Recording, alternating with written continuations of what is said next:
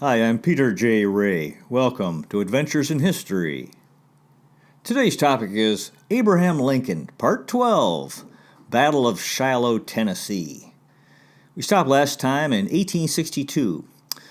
On February 5th, at the White House, there was an evening reception for a select 500 guests, VIP people.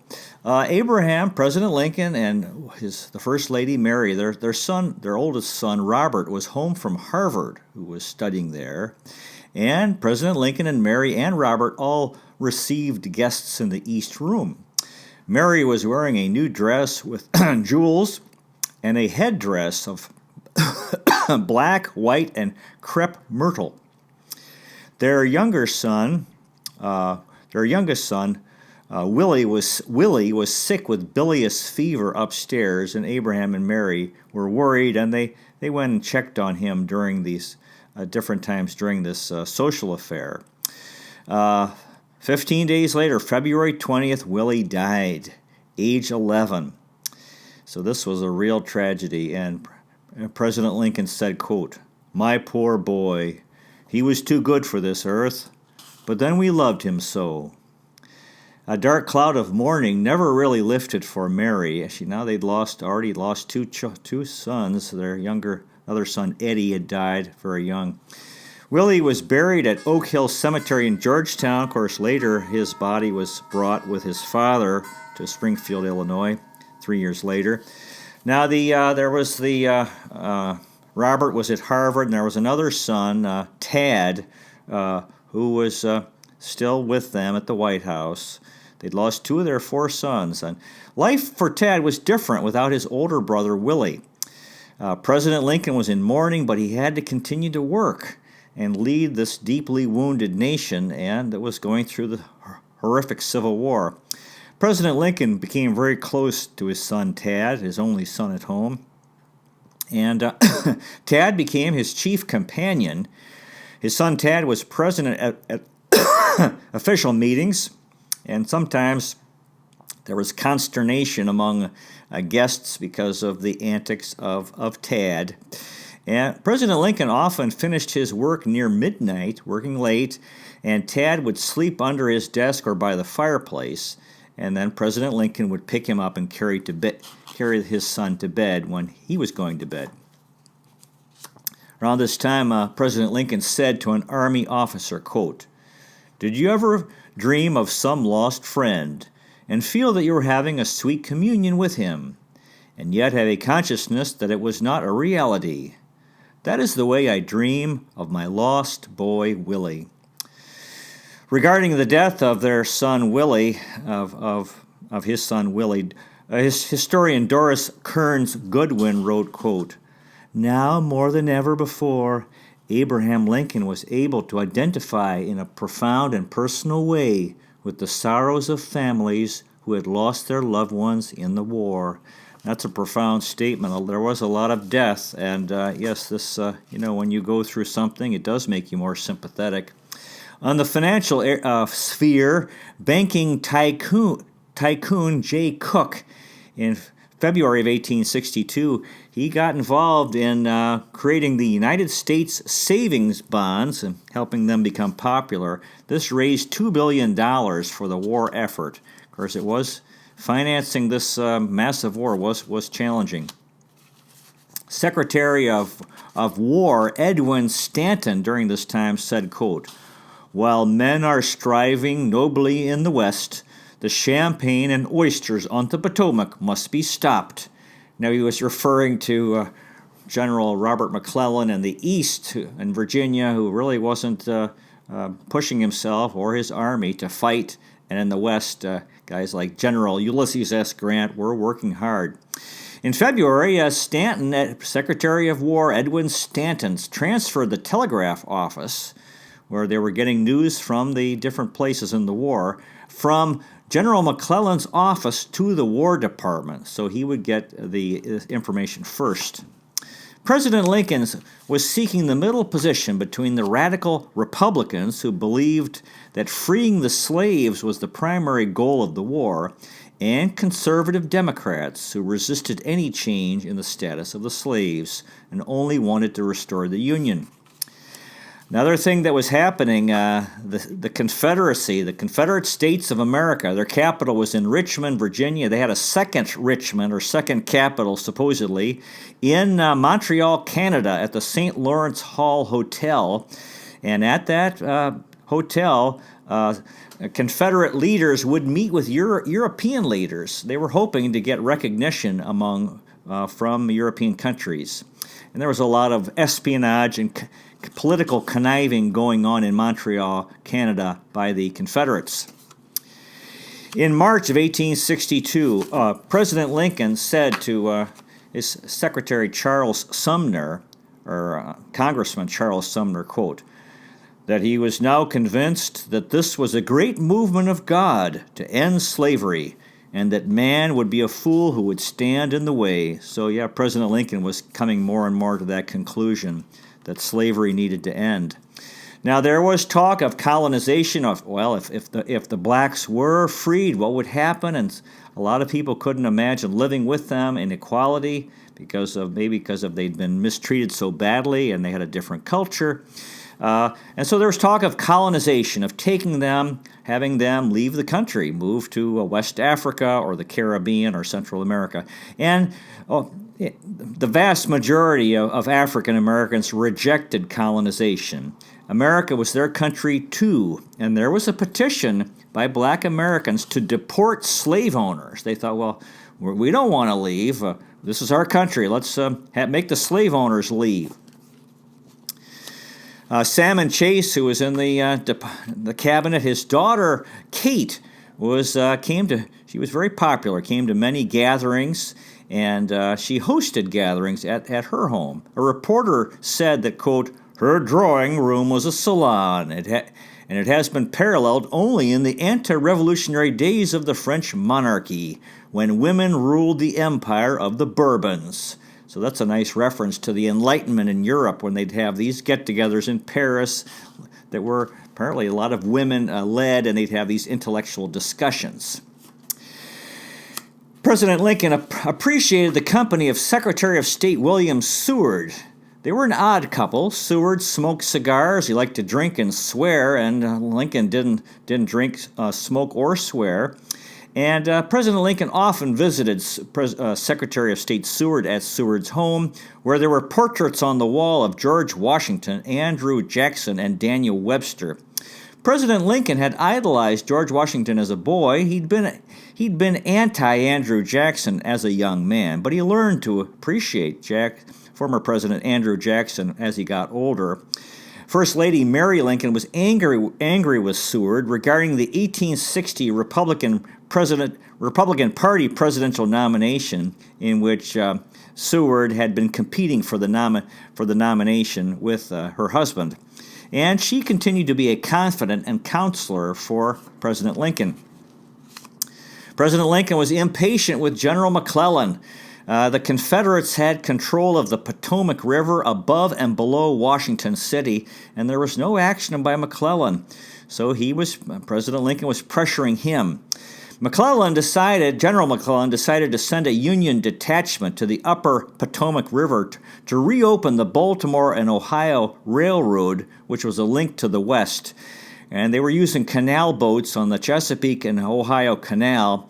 However, the boats that they brought were 6 inches too wide and could not go through the lock. So this was a disaster, and the whole thing fell apart. President Lincoln said, quote, everything seems to fail. The general impression is daily gaining ground that General McClellan does not intend to do anything. By a failure like this, we lose all the prestige we gained by the capture of Fort Donelson. I am grievously disappointed, almost in despair.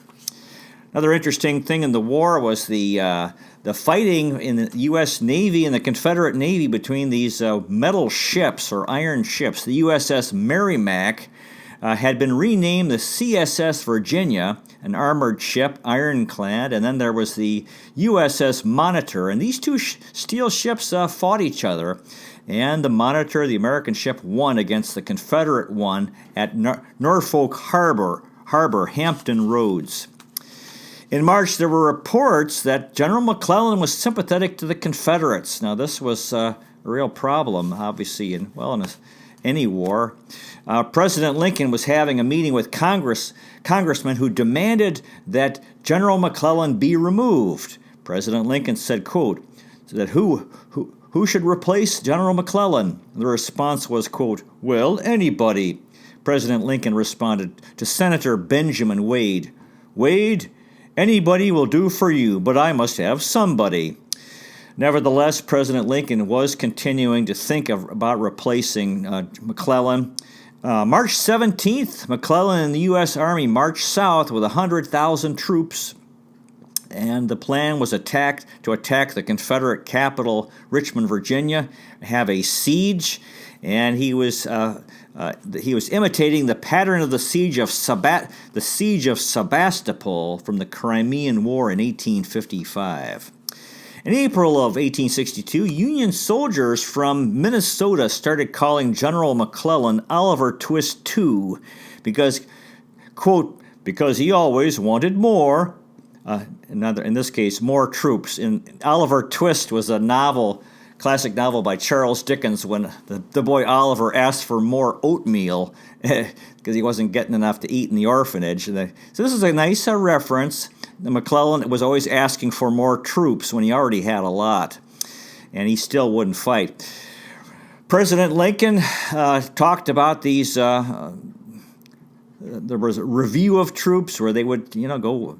The guys would line up, and during these times, President Lincoln would come to see the troops and inspect them, and this was to show them that President Lincoln's cause was the Union soldiers' cause and try to raise their morale.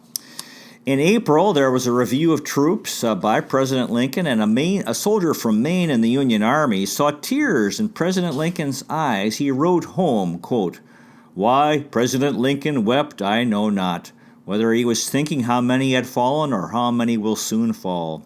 I know this, under that homely exterior is as tender a heart as ever throbbed, one that is easily moved towards the side of the poor and downtrodden.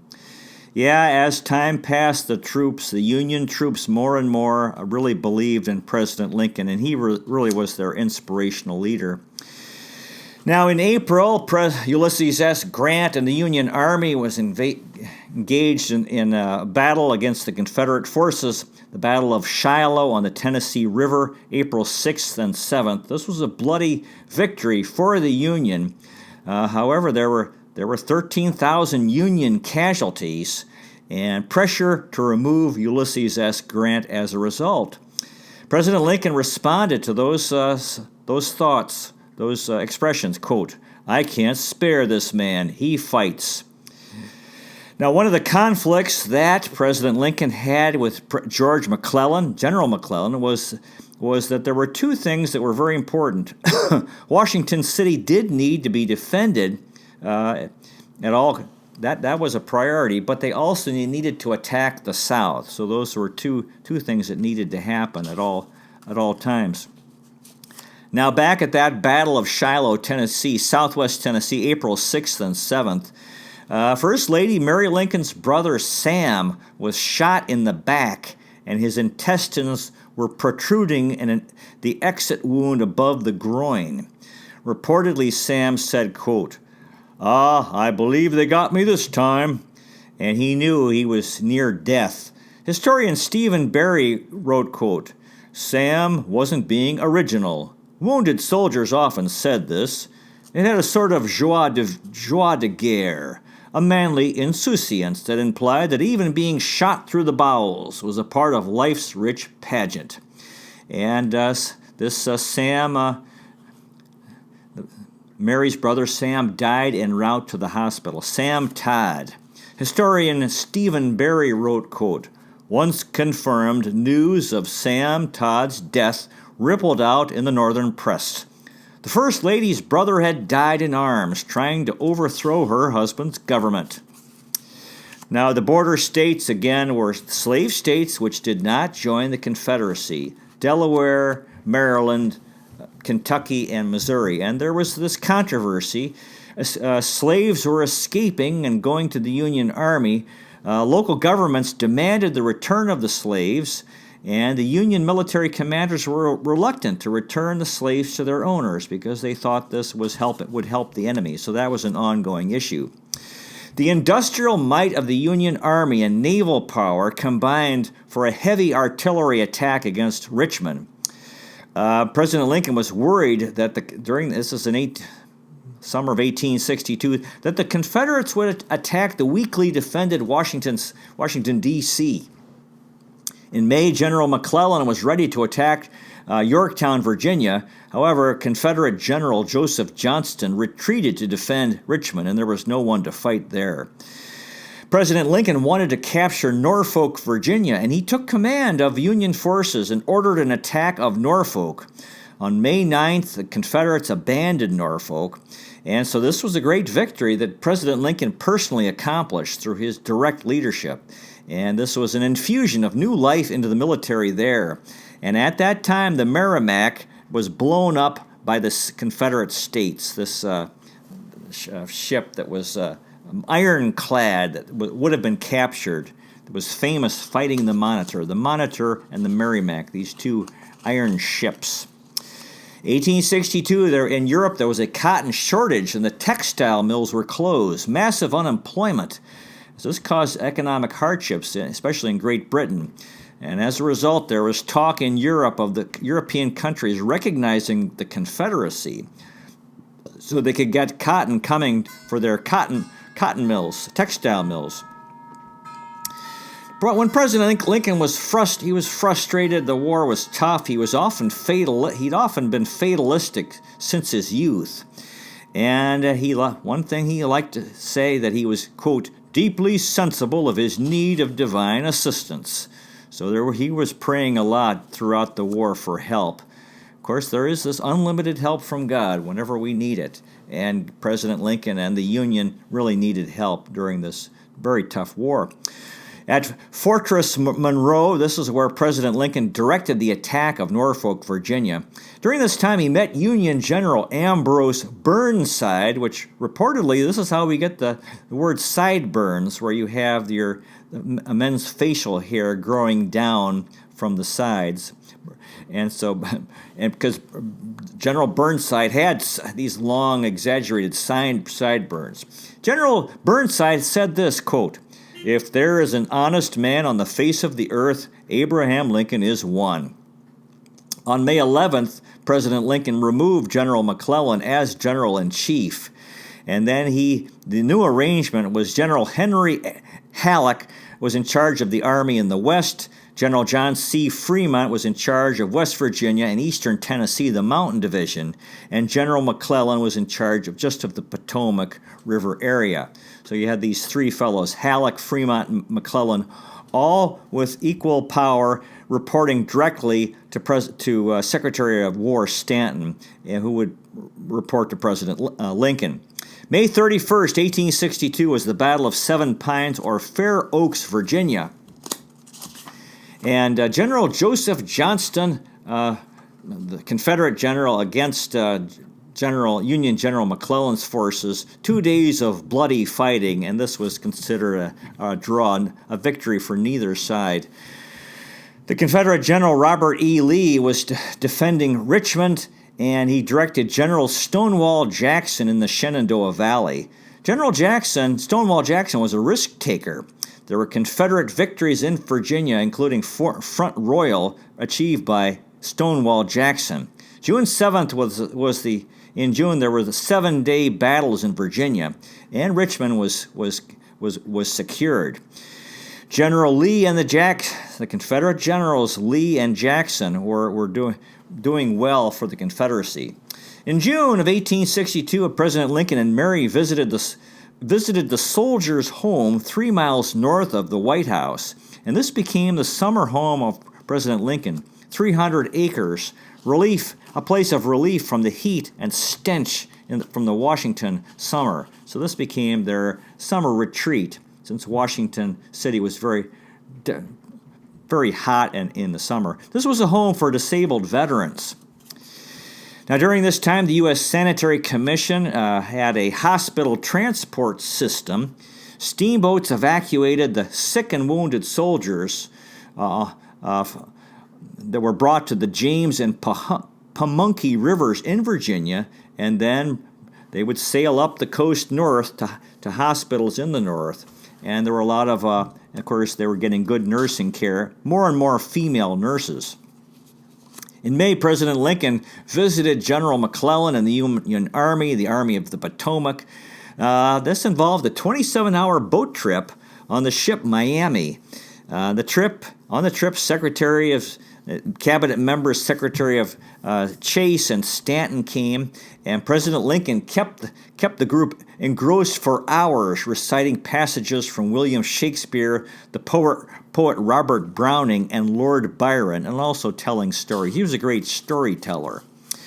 Now, during this time, President Lincoln showed how strong physically he was. He picked up an axe, which he held at arm's length, and he held the axe between his thumb and forefinger, and at the extremity of the handle, he held it out for a number of minutes, and showed that he really had this tremendous physical strength, which he had had from youth, which he still had. 1862 was a restorative summer after the death of their son Willie. Mary made it a daily habit to visit the hospitals in Washington City where there were so many wounded soldiers. A friend of Mary said, quote, "But for these humane employments, her heart would have broken when she lost her child." So this helped her deal with her grief by comforting these wounded and sick men. Poet Walt Whitman was also a nurse in the hospitals of Washington at this time. Historian Doris Kearns Goodwin wrote, quote, "After ministering each day to the hundreds of young men who had endured ghastly wounds, submitted to amputations without anesthesia, and often died without the comfort of family or friends, Walt Whitman wrote, 'Nothing of ordinary misfortune seems as it used to.'" So Walt Whitman had received a great deal of satisfaction from serving and helping out the poor men who were wounded and sick in the hospitals in Washington, D.C. Now, First Lady Mary, she would fill her carriage with baskets of fruit and fresh flowers, including some of the fruit was strawberries from the White House garden. She got a donation for $300 for lemons and oranges to prevent scurvy. She would place flowers on the pillows of the wounded men to mask the stench of the disinfectant and decay. On the last day of the session of Congress, in 1862, 3 historic bills passed. The Homestead Act, which gave 160 acres of free land in the West to settlers who would stay on the property for 5 years and farm the property. The Morrill Act, which was provided for land-grant colleges. And the Pacific Railroad Act, which authorized the construction of a transcontinental railroad all the way to the West Coast so that there could be travel between East and West Coast by train. May of 1862, President Lincoln visited General McDowell's headquarters in Fredericksburg, Virginia, by steamboat. And during the trip, President Lincoln read aloud the poem by Fitz Green Halleck, American Byron, about Marco Bozzaris, a poem about the death of the Greek hero who was fighting for independence for Greece against Turkey. Historian David S. Reynolds wrote, quote, "Abraham Lincoln showed his strength in his sheer endurance of the prolonged agony of civil war, which caused periodic depression but not physical collapse." Now, James Buchanan, former president, was the first president to stay at the Soldiers' Home, and now President Lincoln also was spending time there in the summers. Mary was happy that they had this retreat, a place for her to be alone with her husband and their son, Tad. President Lincoln would commute all summer from the Soldiers' Home to the White House. He'd go to the White House in the morning and come back to the Soldiers' Home at night. At the Soldiers' Home, President Lincoln enjoyed reading out loud with guests William Shakespeare, including Macbeth, Hamlet, and Richard II, including Richard II's outburst of despair, quote, "For God's sakes, let us sit upon the ground and tell sad stories of the death of kings, how some have been deposed, some slain in war, some haunted by the ghosts they have deposed, some poisoned by their wives, some sleeping killed, all murdered." So this was President Lincoln apparently felt that was appropriate for the hard times they were going through. President Lincoln enjoyed Shakespeare's plays, which described England and the Civil War they had and the problems of ambitious men. And Shakespeare was Lincoln's favorite author. At the end of June 1862, the folks in the North were discouraged by the war, and President Lincoln said, quote, "I expect to maintain this contest until successful, or till I die, or am conquered, or my term expires, or Congress or the country forsakes me." On July 1st, President Lincoln called for 300,000 more volunteer soldiers. So this was this nightmare was ongoing, no end in sight. On July 16th, James Sloan Gibbons, a Quaker abolitionist, wrote a poem in the New York Evening Post. Quote, "We are coming, Father Abraham, 300,000 more, from Mississippi's winding stream and from New England's shore. We leave our plows and workshops, our wives and children dear, with hearts too full for utterance, with but a silent tear. We dare not look behind us, but steadfastly before. We are coming, Father Abraham, 300,000 more." So this was the support that President Lincoln was looking for. And the poem continues, quote, "If you look across the hilltops that meet the northern sky, long moving lines of rising dust your vision may descry. And now the wind, an instant, tears the cloudy veil aside, and floats aloft our spangled flag in glory and in pride. And bayonets in the sunlight gleam, and bands brave music pour. We are coming, Father Abraham, 300,000 more." What a beautiful poem, referring to they saw him as he's the father, and this was tremendous support for the war. President Lincoln was growing in esteem among Union soldiers, sailors, and the public. And his nicknames were Honest Abe, the Black Republican, Father Abraham. There was an unusual affection for this loving father figure by the grateful citizens. Summer of 1862, President Lincoln continued to brood about slavery. He was against slavery, and he believed the Constitution forbid the removal of slavery where it existed. So he had thoughts of compensated emancipation, about colonization of Africa, and the problem of the cost of compensation, how to pay for it. April 16th, President Lincoln signed a bill abolishing slavery in Washington City, and the slaves were given the option to go to Haiti or Liberia, when they talked about colonization. President Lincoln appeared careworn to Union soldiers. Historian William C. Davis wrote, quote, "The lost battles, the squandered time, the growing number of full hospital cots, and worst of all, the empty chairs at home all across the Union were starting to take a terrible toll on Abraham Lincoln." June of 1862, the United States recognized Haiti and Liberia, these two black countries, Haiti in the Caribbean and Liberia in West Africa, that formerly they thought it would be offensive to the South to do so, to recognize Haiti, which had been a French colony and the slaves there had fought for independence, and Liberia, which was set up by African Americans.